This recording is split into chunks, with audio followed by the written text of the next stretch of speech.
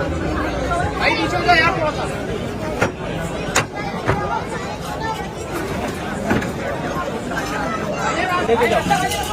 रास्ता खाली कर दो। चलो चलो चलो।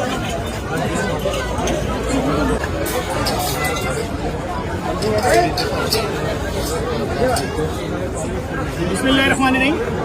मुस्तफा बोरी साहब जो हर साल सिद्दी के बैल देते थे, पिछले साल इन्होंने 2 कोहान वाले 4 ऊँट दिए थे, जिसमें एक ऊँट जो था जो इस साल पलाई पे था वो भी वहाँ पर आ चुका है। और इस वक्त जो मार्केट में एक बहुत मशहूर जानवर था, क्या नाम था इसका सर?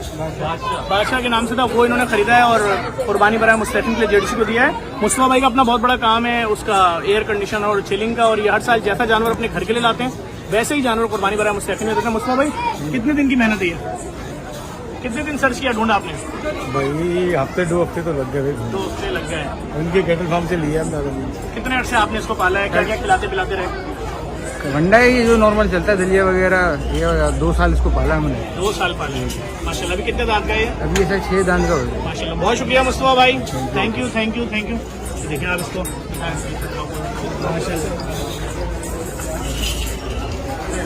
बेटा किसे दिखाते हुए आगे जाओ।